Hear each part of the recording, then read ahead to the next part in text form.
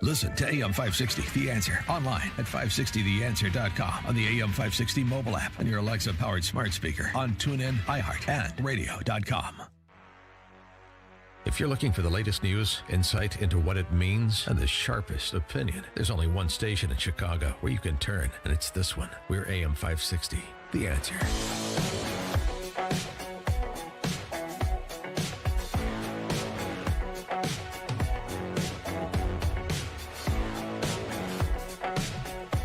Top of the morning, Dan and Amy. Coca-Cola says it's woke Coke. That is, says it's only going to hire law firms that meet quotas for black attorneys. African Americans make up 13% of the U.S. population, but only 5% of attorneys in the United States, according to the American Bar Association. And Coca-Cola's new requirement for outside counsel. Law firms must commit that at least 30% of each of billed associate and partner time will be from diverse attorneys. Diverse attorney. Okay. What are you? I'm a diverse attorney. Okay. And subordinate to that, and of the 30%, at least half will be from black attorneys. So a diverse attorney is not a black attorney, or does the black attorney count to the 30% of diverse attorney? I don't know. Don't really care either. Utah Jazz and the Gates Foundation now offering non-white scholarships only. Create a scholarship for students of color to the Utah Jazz, the NBA. White students not eligible. Is that even legal? Well, I guess it is. Yeah. Gates Foundation offering college scholarships to non-whites only in its Gates Millennium Scholars Program. Yeah. Compare and contrast that. It's different approaches to these things, I suppose, to like Bob Woodson, the Woodson Center, our friend of the show, Bob Woodson, right, who has spent the last 50 years coming up as a young man as civil rights leader during the civil rights era in the 60s and working to lift people out of poverty regardless of race, which is the better approach, which is more enlightened, which advances our free society and the comity within said free society. Golly. Meanwhile, of course, government getting into the act, too. Oregon Democrats have filed legislation, Senate bill in Oregon. The government will give $123,000 in reparations to black Oregonians over the course of their lives. They have to demonstrate they're a descendant of American slaves and have identified as an African American on legal documents. So that's in legislative form. Of course, we know here, locally in Chicagoland, in Evanston, they've already set up a $10 million fund to give $25,000 housing grants to black residents of Evanston, Illinois. And, of course, that is being received as, what would you think? Drop in the bucket? Not enough? Yeah, you'd be right. Not enough. When it's all said and done, the money is, however much money is raised for reparations, will only be a drop in the bucket for the suffering and oppression that black people experience in this nation, according to Evanston's Reverend Michael Neighbors, who is the president of the Evanston NAACP. Well, that's true with this caveat. A drop in the bucket for the suffering and the oppression that black people experience in this nation. That's true if you're talking about Jim Crow America. That's true if you're talking about America where slavery existed. Is that similarly true about 2021 America? Has nothing changed? So it's a little rhetorical trick they use. The oppression black people have suffered. That is true that black people suffered oppression in this country, obviously. But is what happened in the past present today? Does that matter? I know for some it doesn't. For more translating of this new nomenclature, we're pleased to be joined by Scott Yenor, professor of political science at Boise State University, Washington Fellow at the Claremont Institute's new Center for the American Way of Life, and author of the recently released The Recovery of Family Life, Exposing the Limits of Modern Ideologies. Scott, thanks for joining us. Appreciate it. Good morning from Boise. Yeah, what do you think of this reparations was in rhetorical form. It's now starting to take legislative form. It's taking the form of actual funding. I mean, and this is in the West generally. I mean, Bristol, England, formerly once upon a time represented by Edmund Burke, for goodness sakes, now doing the same thing that Evanston, Illinois is doing. Yeah, the break from our tradition of treating people as individuals as opposed to members of groups is really what this is a pinnacle of. And the whole point of treating people as individuals is to kind of wear away the tribal identities that people might have, the way in which we might be defined by our external characteristics, and then to be treated equally with everyone else in front of the law. It's that idea that helped get rid of slavery, helped get rid of Jim Crow, and now we're just turning our back on that particular idea. And it obviously means that in our future is going to be something more of what we had in the past. So the solution to these things is to treat people equally in front of the law, and as individuals, not as members of aggrieved groups or minorities.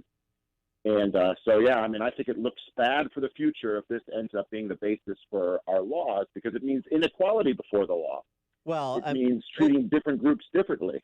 How can it go any other direction? Because the demand is so high that you're going to get a supply. You have all sorts of incentives to politicians to supply this insatiable demand. Why is the demand insatiable? Because there's benefits associated with making the claim. So why would the claims ever stop? Yeah. And to the extent you have to invent them, then we invent them. No problem. Yeah, no, I mean, and what you're pointing out there is that at the root of this is the power of this new social justice ideology, where there's more benefits being connected with your group or being using your group identity as your public identity. And so people can begin each speech they make as a black man or as a white woman or as a transgendered person, and therefore benefits attached to it. So ultimately, only by going after this new ideology can you stop the snowballing effect of all of these demands, of which reparations is just a great example. Well, let's move over to the word equity. I mean, if you were to attend Mayor Lightfoot or Governor Pritzker's press conferences, they say equity about every sentence. What does that mean to you, and how is it encompass the way that we're looking at our society now? Yeah, I mean, and the Biden administration is doing the same thing. When you look at all the reports that mention equity, what they end up meaning is equal results. That is, so in the Coke example that you guys began this with, that the number of attorneys that Coke is using needs to exactly mirror the number of blacks in the population at large.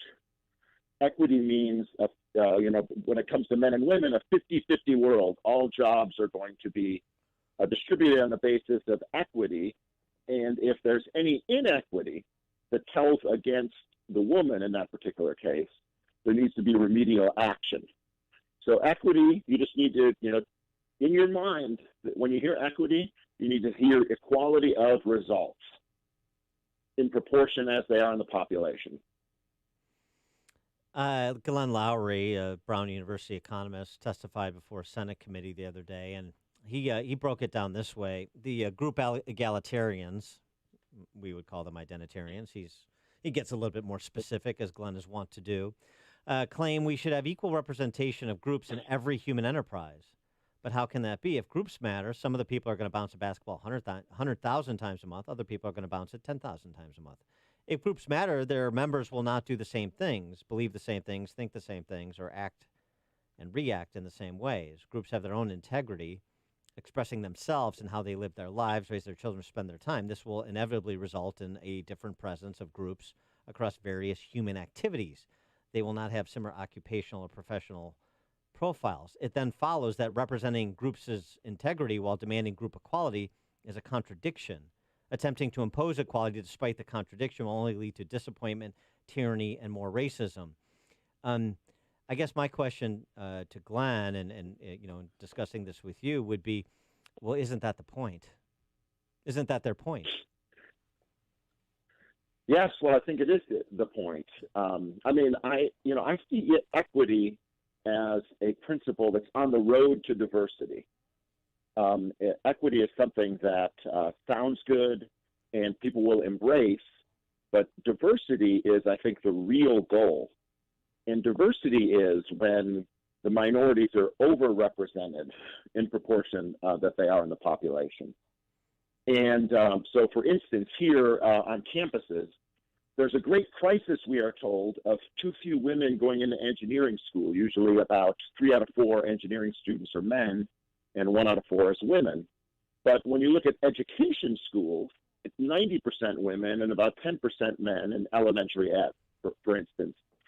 But when men are underrepresented, that is not a crisis. When women are underrepresented, that is a crisis.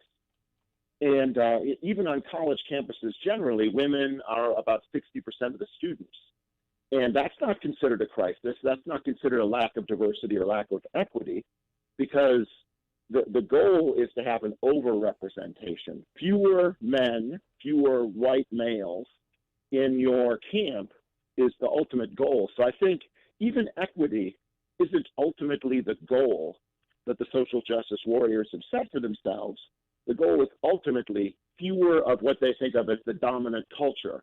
And the word that they use to describe that is diversity. Right.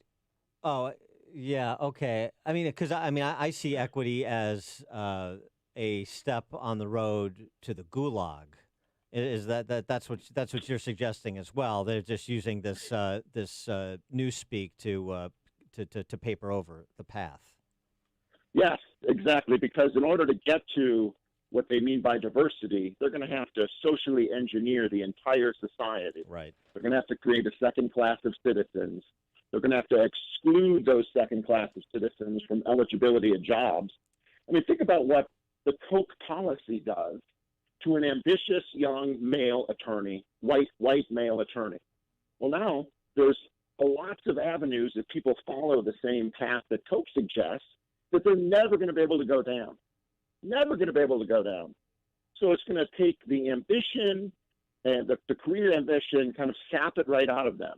And that's what you mean by a step toward the gulag. It means that there's going to be fewer opportunities for people who are in this supposedly dominant culture. That's why, what I did in my little piece on social justice language is say that really what diversity means is anti-white, and it's going to require legal action to be that, to maintain that kind of position. It seems to me, though, with the demand, creating the supply, there is, you have to sort of ask an alternative question or get an alternative question to be dominant in the culture. The question right now is, are you now or have you ever been a racist? I don't see anything supplanting that at the moment. It's certainly not something that would present a whole new paradigm like, do you believe in God? So, I mean, is there a solution to this, or are we basically saying here's theoretically what could happen, but there's very little chance it will? Well, I mean, what I would encourage everyone to do is when they have to lose the fear of being called names, and when you're called a name, you have to be able to say, that is not me. You're a tyrant for accusing me of that. You're a tyrant. Because that's where the road leads. The road from those accusations leads to that.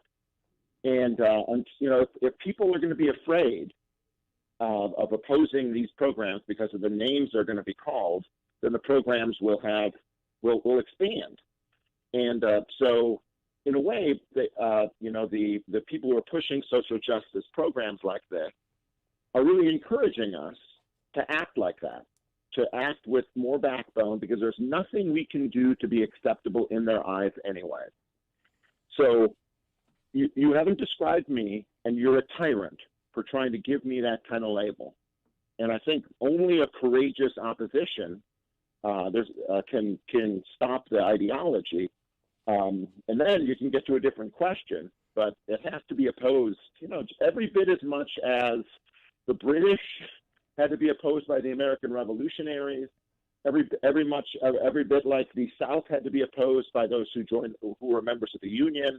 And this is a tyrannical ambition that is being set by those social justice warriors, and it has to be opposed with courageous action. He is Scott Yenor, professor of political science at Boise State University, the Broncos, Washington Fellow at the Claremont Institute's News Center for the American Way of Life, author of the recently released The Recovery of Family Life, Exposing the Limits of Modern Ideologies. Scott, thanks for joining us. Appreciate it. Thanks for having me. Thank you. And he joined us on our turnkey.pro answer line. It's what Chicago is talking about. It's Chicago's Morning Answer with Dan and Amy on AM 560. The Answer. Have you seen what's happening with the stock market? Record highs every day. How long can this possibly go on for? By the way, this is exactly what happened right before the 2000 dot-com bubbles burst. Remember that? Protect your savings in retirement by putting them into something safe like real gold and silver. I'm not talking about gold or silver stocks, but into real gold and silver you can actually hold in your hands. How do you get real gold and silver? By calling the Oxford Gold Group today at 833-600-GOLD. Now, the Oxford Gold Group will teach you everything you need to know about owning real gold and silver. It's so much easier than you think. So call the Oxford Gold Group right now at 833-600-GOLD to get your free gold and silver investment guide. The Oxford Gold Group